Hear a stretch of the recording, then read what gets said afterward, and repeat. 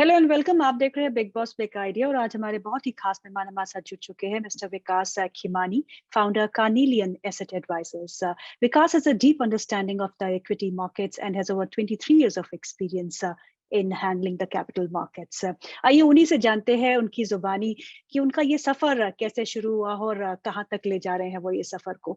Welcome to the show Vikas and thank you so much for taking out time. Thank you very much and आपको अपने show पे मुझे बुलाने के लिए बहुत-बहुत शुक्रिया और धन्यवाद। Our pleasure sir. Vikas ji, पहले शुरुआत करते हैं आपकी जर्नी के बारे में। कुछ बताइए, आप एक बिजनेस फैमिली से हैं, फिर आप कैपिटल मार्केट्स में बहुत नाम कमा गए, आप मतलब you are a known person in the capital markets. आपको what fascinated you about equities?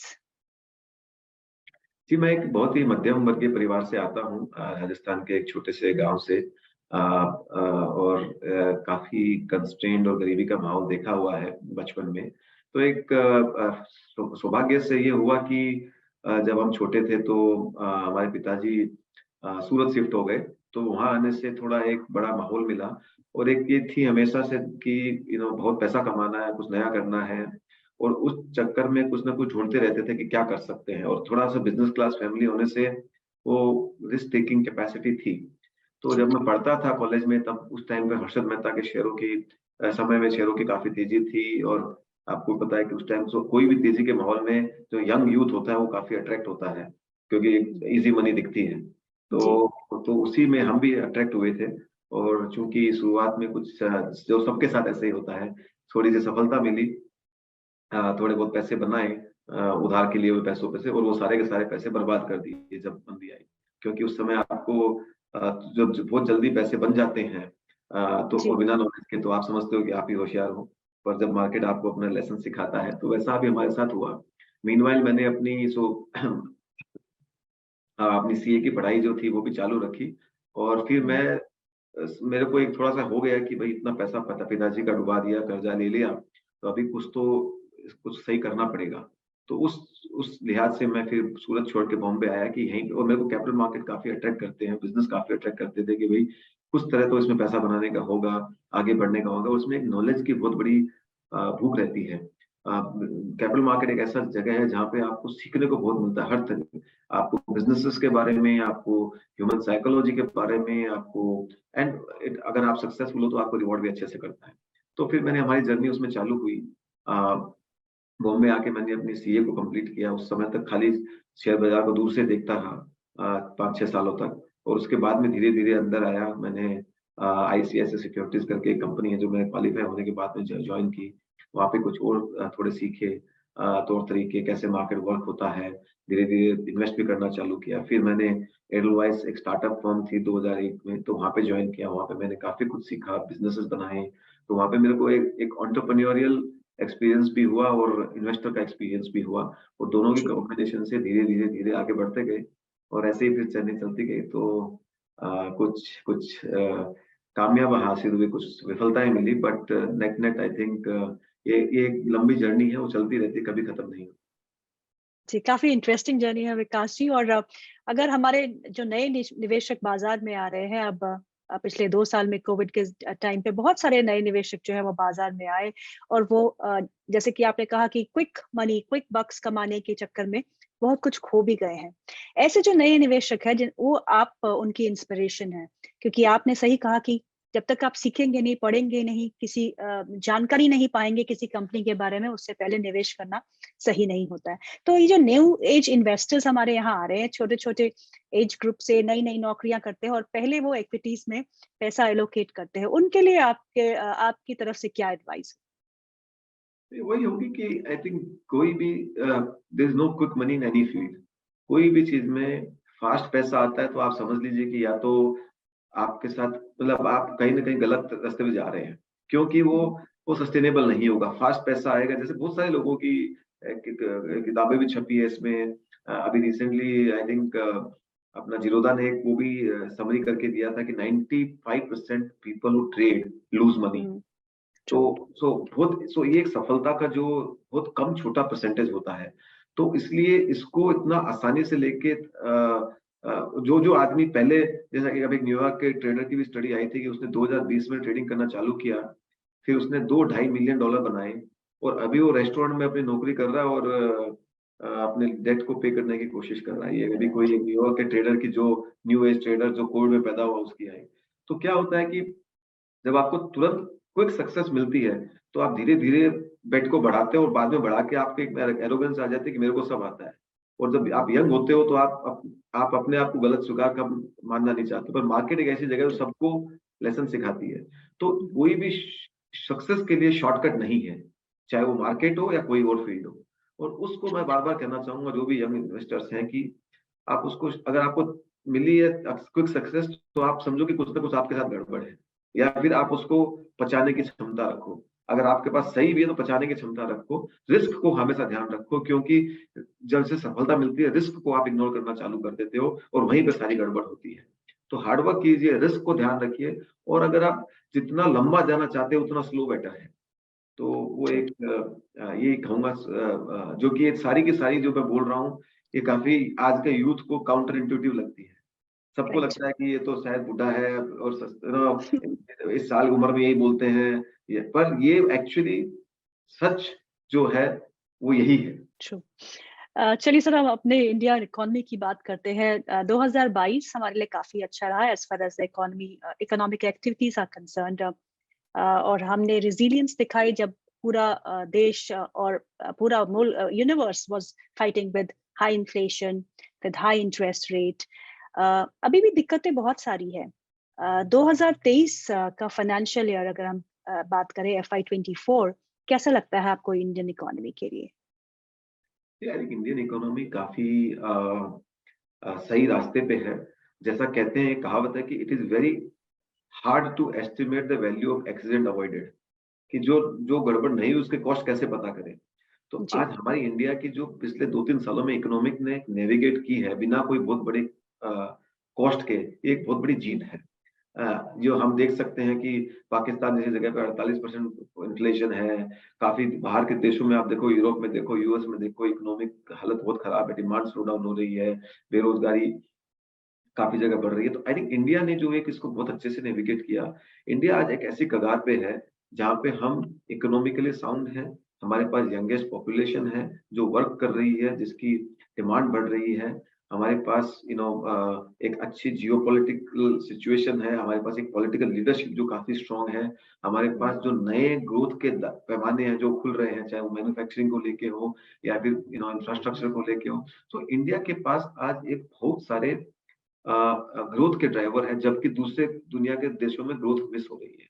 तो इंडिया एक शाइनिंग स्टार है पूरे विश्व के अंदर। एंड ऑफ कोर्स कोई भी जर्नी के अंदर वन में कुछ भी नहीं चलता है। लास्ट ईयर इंडियन मार्केट्स ने 22%, 20 से 22% आउट परफॉर्म किया, तो वो एक अपने मायने में बहुत बड़ी बात रखती है। ट्रू। तो ऐसे मार्केट के होने के बाद थोड़ा कंसोलिडेट होना जायज है। पर मुझे लगता है इंडिया की जो इकोनॉमिक आर्थिक गति की दर है 6 से 8% की रेंज में चलती रहेगी, और मुझे ज़्यादा 8% की तरफ ज़्यादा ज़्यादा वो दिखता है, हायर साइड में ज़्यादा वो ज़्यादा दिखता है लोअर साइड की बजाय। क्योंकि जो अभी नए-नए जो पैमाने आए हैं, जैसे मैन्युफैक्चरिंग है, ये एक बहुत ही बड़ी अपॉर्च्युनिटी है, जिसकी इम्पैक्ट हमको 5 साल, 10 साल बाद पता चलेगी कि ऐसा हो गया। जैसे आईटी का जी। आया, वैसे ही मैन्युफैक्चरिंग का भी एक दौर आ रहा है। तो ये हमारे लिए बहुत अच्छी बात है। हम्म। विकास जी, बजट 2023 के बारे में आपका क्या मानना है? क्योंकि ये माना जा रहा था कि क्योंकि फुल इलेक्शन से पहले का बजट है तो बहुत पॉपुलिस्ट होगा, लेकिन ऐसा नहीं निकला। अभी भी सरकार का जो ग्रोथ ओरिएंटेड बजट ही कहेंगे, इससे इंफ्रास्ट्रक्चर पे काफी फोकस है। टूरिज्म को लेके काफी नई डेवलपमेंट्स है। PLI स्कीम्स, मैन्युफैक्चरिंग को लेके आपने मैन्युफैक्चरिंग की बात की, वहां पे काफी जोर दिया गया है। तो ओवरऑल बजट को आप कैसे रेट करेंगे? और बजट के आने के बाद कौन से ऐसे सेक्टर्स है जो आपको लगता है कि they would be the key beneficiaries of it? देखिए, पहले तो मैं कहना चाहूँगा कि धीरे-धीरे आप पिछले 5-7 सालों से देखोगे तो बजट एक इर्रेलेवेंट होता हुआ एकदम नज़र आता है। क्योंकि ट्रू। बजट में ऐसे कोई बहुत बड़े अनाउंसमेंट आते ही नहीं है, और आने के बाद भी अगर आप देखेंगे हिस्टोरिकली भी, बजट में क्या बोलते हैं, उसका क्या इम्प्लीमेंटेशन होता है, उसके ऊपर निर्भर करता है कि इकोनॉमी का मार्केट कहाँ जाएगा। तो आई थिंक इंक्रीमेंटली बजट एक पॉलिसी स्टेटमेंट जैसा रह गया है, जिसकी इम्प्लीकेशन धीरे-धीरे कम होती जा रही है। ज़ाहिर बात, सरकार आई थिंक काफ़ी समय से ग्रोथ ओरिएंटेड रही है। आई थिंक हमारे प्रधानमंत्री की एक खास बात ये है कि वो काफ़ी हट के कॉल ले सकते हैं। जब सब लोग एक्सपेक्ट करते हैं पॉपुलिस्ट है, तो वो नहीं करते हैं, क्योंकि उनको इलेक्शन जीतना आता है। वो इलेक्शन इलेक्शन बहुत सारे तरीकों से जीता जाता है। उन्होंने काफ़ी आम आदमी को कोविड के माध्यम से और तो कोविड के पीरियड में या उसके अलावा भी he has left money in the hands of people, ताकि उनकी जीवन बराबर से चलती रहे, चाहे वो फ्री अनाज देना हो या फिर डायरेक्ट बेनिफिट ट्रांसफर करना हो। तो अभी जब जी। ऑलरेडी लोगों के पास इतना फायदा पहुंच चुका है, चाहे वो गैस कनेक्शन हो, तो उनको और पॉपुलेट करने की जरूरत नहीं है। तो एक उन्होंने एक अच्छा ऐसा बजट दिया जो, और धीरे धीरे आप देखिए अगर ग्रोथ आती है, वो सब प्रॉब्लम्स को सॉल्व करती है। तो growth is answer to lot of problem. So I think hmm, सरकार हर तरीके से इकोनॉमिक ग्रोथ को बढ़ाने में लगी हुई है, हम्म, एफिशिएंसी कम करने के साथ साथ। तो आप देखेंगे जी। जो चीज मेरे को अच्छी लगती है कि सरकार इनएफिशिएंसीज को निकाल रही है और इन्वेस्टमेंट्स को, प्रोडक्टिविटी को बढ़ाने पर ध्यान दे रही है। तो ये जो जी। है, ये इसको मैं स्ट्रक्चरल रिपेयर बोलता हूँ। और ये स्ट्रक्चरल हम्म, रिपेयर की जो बेनिफिट होती है वो आपको, हम्म, और ये आज से नहीं है, पिछले 5 सालों से 7 सालों से चल रही है, जब से आई थिंक ये जी। नई सरकार आई है। ये स्ट्रक्चरल रिपेयर्स काफी वर्षों से चल रही है। जीएसटी जब जी। हुआ उसका फायदा अभी हमको देखने को मिला। तो ये जो ट्रू। जो भी काम हो रहे हैं इनके फायदा हमको 5 से 7 साल में दिखेंगे। तो मुझे इस बात में कोई दो राय नहीं है कि इंडियन आर्थिक इकोनॉमी, आर्थिक सिचुएशन है जो 5-7 सालों में बहुत अच्छे से उभर के आएगी। हम दुनिया की बड़ी अर्थव्यवस्था बिल्कुल बनेंगे। वो 2 नंबर होगा, 3 नंबर होगा, समय बता पाएगा। पर हम्म, इसमें कोई कि हम एक सुदृढ़ आर्थिक व्यवस्था बना पाएंगे। जी। विकास जी, बिल्कुल सही कहा आपने, लेकिन ये एफआईआईज़ हमसे रूठे हुए क्यों हैं? पिछले 1 डेढ़ साल में काफ़ी पैसा यहाँ से निकला है। अभी भी वो ये मानते हैं कि हमारे बाज़ार जो है वो एक्सपेंसिव है, और तभी हम देख रहे हैं कि पैसा उन बाज़ार में जा रहा है जिन्होंने परफ़ॉर्म नहीं किया पिछले 2-3 साल से। That is genuine, that is logical. But आपको क्या लगता है? ये ऐसी बात नहीं है कि अच्छी आप समझ लीजिए, एफआई जो है वो इसलिए कोई भी कंट्री में आते जाते नहीं, खाली कंट्री स्पेसिफिक नहीं। इंडिया है जो इमर्जिंग मार्केट की बास्केट का पार्ट है। अगर आप जी। देखेंगे हर इमर्जिंग मार्केट फंड में इंडिया ओवरवेट है। तो अगर मान लीजिए उसके इंडेक्स में मान लीजिए 10% अगर उनका वेट है, तो वो 10 से ज्यादा है। कोई 12 होगा, कोई 15 होगा, कोई 20 होगा। कोई भी अंडर वेट नहीं है। ये आपको हम बता सकते हैं। तो इसका मतलब क्या हुआ कि सब इंडिया में पॉजिटिव है, पर फिर भी आउटफ्लो क्यों हो रहा है? तो आप देखेंगे तो एक, जब जब ये पिछले 40-50 सालों में हर बार होता है, जब जब जो फेड बैंक है, फेड, वो यूएस में इंटरेस्ट रेट्स को बढ़ाती है, तब तक इमर्जिंग मार्केट्स की इकोनॉमी में इम्पैक्ट होता है। और उनको, क्योंकि ये रूल बुक है कि फेड रेट बढ़ाएगी तो इमर्जिंग मार्केट करेंसीज वीक होंगी, वो जी। इन्फ्लेशन को इंपोर्ट करेंगी, उसकी वजह से उनके उनके शेयर बाजार अंडर परफॉर्म करेंगे। हुँ, तो जब जब फेड बढ़ाने की बात करती है, एफआई इमर्जिंग मार्केट से पैसा निकालते हैं। और जब ये रेट साइकिल खत्म हो जाती है, पूरी पीक हो जाती है और नीचे आना चालू होता है, तब वो वापस हुँ, इमर्जिंग मार्केट में आते हैं। सेम चीज डॉलर स्ट्रेंथ से लिंक है। अगर डॉलर इसी पीरियड में डॉलर भी स्ट्रांग होती है, और जैसे जैसे डॉलर पीक हो जाता है, ये इंटरेस्ट रेट डॉलर भी वीक होती है। तो ये प्लेस, तो अभी हम जैसा देखेंगे, we are very close to the end of the rate raising cycle, right? Okay. अभी आप कह सकते हो 25 पैसा, 50 पैसा मैक्सिमम, उतना ही कुछ हो सकता है। तो जैसे जैसे ये पीक होगा, सारे के सारे इमर्जिंग मार्केट्स को वापस से पैसा आएगा, तो उसमें इंडिया को भी फायदा मिलेगा। तो हुँ, ये मैं कहता हूँ कि ये ये वो आना है। पर आप ये सोचिए कि इतना हुँ, बिकवाली के बाद भी इंडियन मार्केट्स आउट परफॉर्म किए हैं, डोमेस्टिक हुँ, इन्वेस्टर्स ने माल खरीदा है। ये बहुत बढ़िया हुँ, बात है। मैं तो चाहता हूँ कि हमारी ग्रोथ का फायदा सबसे ज्यादा डोमेस्टिक इन्वेस्टर्स को मिलना चाहिए। हम एक साइड से सोना इंपोर्ट करते हैं और हमारी इक्विटी को एक्सपोर्ट करते हैं। ये क्यों होना चाहिए? हमको तो हमारी इक्विटी हमारे पास रहे, ये अच्छी बात है। तो ये एक अच्छा ट्रेंड चल रहा है। और ये मैं आपको बिना कोई डाउट के कह सकता हूँ कि सारे के सारे एफआई आएंगे, पैसा डालेंगे और ऊपर के भाव में डालेंगे। जी। विकास जी, लेकिन जो बढ़ते ब्याज दर है, अभी भी बढ़ रहे हैं, 25 बेसिस पॉइंट का रीसेंट रेपो हाइक आरबीआई ने किया। क्या आपको लगता है इससे कंजम्पशन थोड़ी हर्ट होगी? बिकॉज़ रूरल कंजम्पशन अभी तक फुल फ्लेज्ड बाहर निकल के नहीं आई है। Urban consumption is doing okay, but इसका कुछ असर आप देखते हैं in short to medium term? जी, थोड़ा बहुत मार्जिनल तो फ़र्क पड़ता है। रूरल से ज़्यादा मुझे लगता है इसका अर्बन पे ज़्यादा फ़र्क पड़ा है। जो भी इन्फ्लेशनरी प्रेशर पिछले 2 सालों में आए हैं, उसका अर्बन पे थोड़ा ज़्यादा फ़र्क पड़ा है। रूरल तो आई थिंक हुँ, डिमांड अभी काफ़ी स्ट्रॉन्ग है, बिकॉज़ क्रॉप अच्छी हुई है, सरकार ने भी काफ़ी पैसा लोगों को दिया है, रियल एस्टेट प्राइसेज़ बढ़ रहे हैं, तो वो तो ठीक है। अर्बन में थोड़ा स्लो डाउन है, वो मुझे लगता है थोड़ा इंटरेस्ट रेट्स वापस अभी सब मोर और लेस पीक के आस-पास आ गए हैं। मुझे लगता नहीं यहाँ से कोई बहुत ज़्यादा इंटरेस्ट रेट बढ़ाएँगे। तो हुँ, वो, और अगले 6-8 महीने में, 12 महीने में इंटरेस्ट रेट कम होने का माहौल भी वापस चालू हो जाएगा।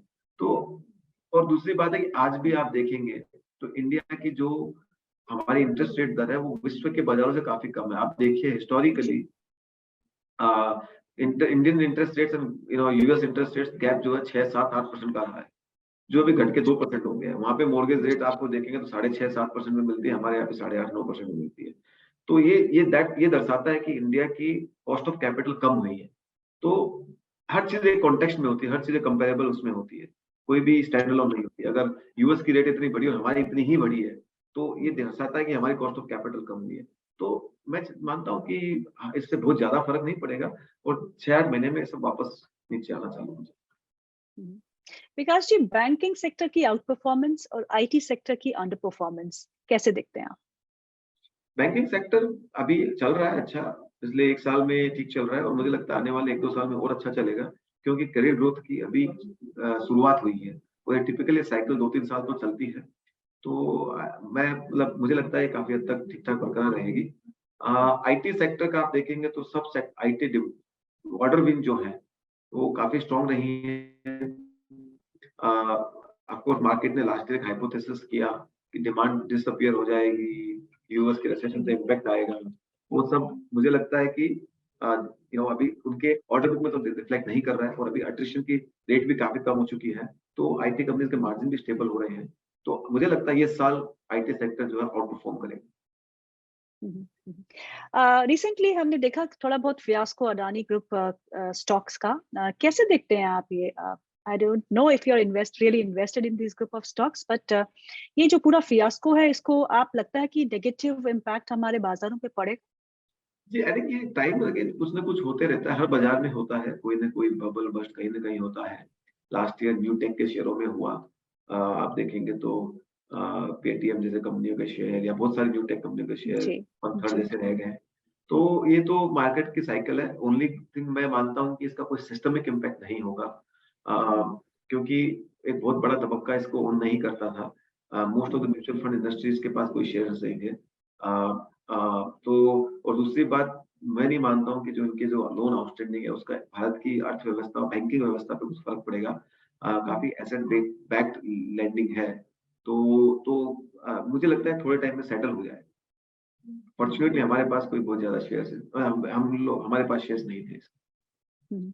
मैं आपका पोर्टफोलियो देख रही थी सर, आपकी various schemes that your organization has. काफी एक्सपोजर आपका मिड कैप स्पेस में है। So how do you see mid cap space? हमने पिछले 2 साल में देखा there was outperformance, but now अब थोड़ा बहुत धीमापन आ गया है। हम लार्ज कैप्स में भी देख रहे हैं और मिड कैप्स में भी देख रहे हैं। ये हर चीज एक साइकिल होती है, मार्केट कभी भी वन में नहीं चलता है, एक साइकिल होती है। आप एक 5 साल 10 साल का तेजी के अंदर भी इंटरमीडिएट साइकिल्स आती है। तो मुझे लगता है अभी अगले 2-3-4 महीने मार्केट के कंसोलिडेशन रहेगा, फेज में रहेगा। और जब जब मार्केट कंसोलिडेट होता है, सबसे ज्यादा करेक्शन मिड कैप्स में पहले होता है, क्योंकि वहाँ पे people get scared fast, get out of things very fast, and वहाँ पे लिक्विडिटी कम होती है, तो उसकी वजह से उनका करेक्शन ज्यादा हो जाता है। तो ये साइकिल है, ये चलती रहती है। वो तो अभी जैसे मार्केट चलेगा तो वापस मिड कैप्स आउट परफॉर्म करेंगे। पर आप एक 5 साल का पीरियड देखेंगे, 10 साल का पीरियड देखेंगे, तो मुझे लगता है भारत के बाजारों में 18 से आप देखेंगे 2002 से 22 last 20 years Indian markets have given 18% CAGR. So ये एक चल दौर है। तो जब हमारे पिछले 20 सालों में इतना सब ऊपर नीचे हुआ, उसके बावजूद हमारा रिटर्न बना, तो आने सालों में जब ठीक चल रहा है तो रिटर्न ज्यादा बनने की संभावना मुझे लगता है ही। Corporate earning to GDP ratio record high पे है हमारे। काफी अच्छी अर्निंग्स हमने देखी पिछले कुछ तिमाहियों से। क्या लगता है आपको कि ये अर्निंग्स का जो मोमेंटम है, it will continue going forward or some bit of a slowdown is So expected? I think the corporate earning to GDP is not record high. I think we are record high was at 8%. Mhm. And I think we are still somewhere around 4.5%. तो यहाँ से भी Okay. काफी आगे है दुनिया और रास्ता। सो मुझे लगता नहीं, और कॉर्पोरेट अर्निंग तो बढ़, आई थिंक अगर इकोनॉमिक ग्रोथ आएगी तो कॉर्पोरेट अर्निंग बढ़नी ही बढ़नी है, इसमें कोई शंका नहीं है। तो I think India is in good good good wicket. Private consumption kick off कब से देखते हैं? Because government has been really pushing up कि हम तो स्पेंडिंग कर ही रहे हैं, private organizations are not coming forward and spending. So do you expect this cycle to kick off soon? Private consumption expenditure investment cycle has begin. आप देखेंगे तो स्मॉल एंड मीडियम सेगमेंट में हर कंपनी एक्सपेंशन कर रही है। Large capex को time लगता है आने में, पर आप देखेंगे तो Jindal, Birlas, Reliance, Adani, all groups have announced capacity expansion in different fields. मैं ये नहीं मानता हूँ कि प्राइवेट सेक्टर उसमें क्या होता है कि आप अनाउंस करते हो, उससे एग्जीक्यूट करने में एक टाइम समय लगता है। लगता है। आपको इंफ्रास्ट्रक्चर एक्वायर करना पड़ता है, फंडिंग क्लोज़ करनी पड़ती है। तो आप देखेंगे ये बढ़ रहा है, पर आप एसएमई वगैरह में तो आप देखेंगे तो ऑर्डर बुक काफ़ी स्ट्रॉन्ग है। कैपिटल गुड्स कंपनीज़ का जो ऑर्डर बुक होता है, एक अच्छा इंडिकेटर होता है कैपेक्स साइकिल का। सबकी ऑर्डर बुक हम्म, अच्छी है।